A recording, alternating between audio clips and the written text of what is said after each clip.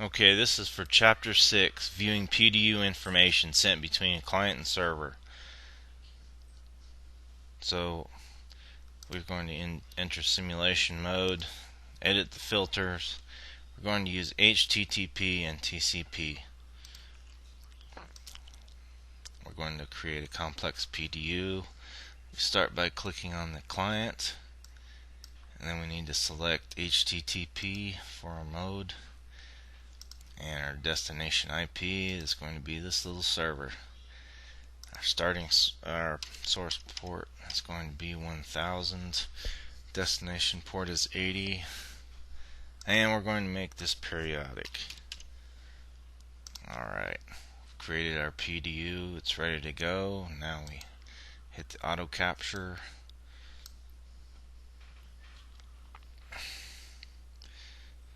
Now it's going to send a request to the server. It's going to seek acknowledgement from the server because it's the TCP.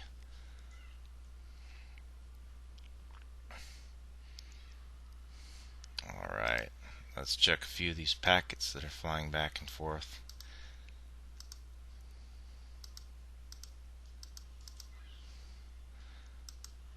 Alright, here's our initial packet. TCP accepts the window size up to 65,000 bytes. TCP adds a maximum segment size option to the TCP synchronize header. The maximum segment size equal to 1460 bytes.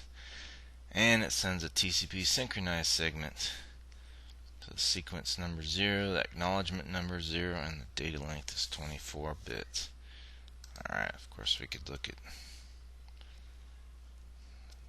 layer 3. It's not really important at this point because network address translation has to take place in order for it to reach our server.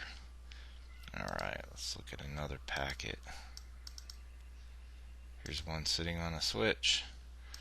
In the OSI model, a switch only reads layer 2 Ethernet headers.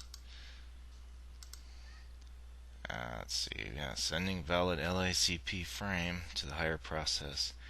The frame source MAC address is found on the MAC table of the switch, which is good. This is a unicast frame. The switch looks in its MAC table for the destination MAC address. So the switch is going to hand it off to the router. Let's see.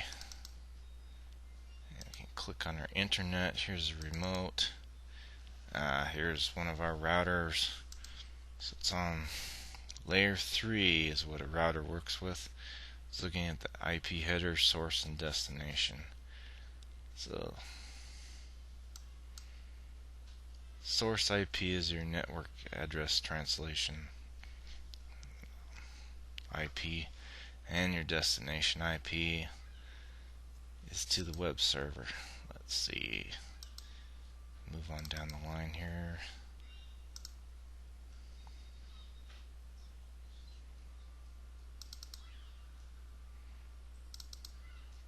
Look on another switch. Again, only layer 2 Ethernet. And we can look at our packet that went from the switch to the server. Alright, the server is looking at layer 4 on the OSI model, source port 80. So it will accept it. Destination port's 1000. The device receives a TCP synchronized segment on server port 80.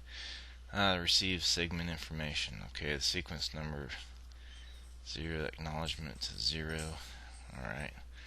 TCP retrieves the MSS value of 1460 bytes from the maximum segment size option on the TCP header.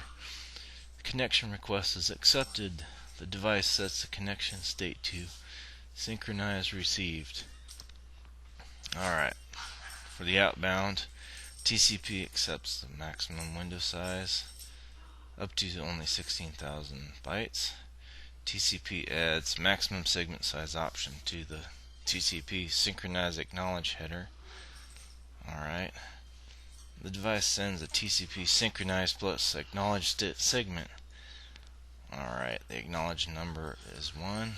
The data length is 24 bits. So, sending the packet back. to our external client.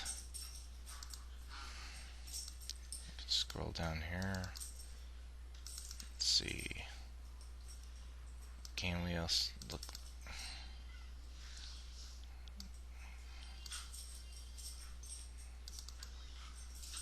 Let's look at another client. Nope.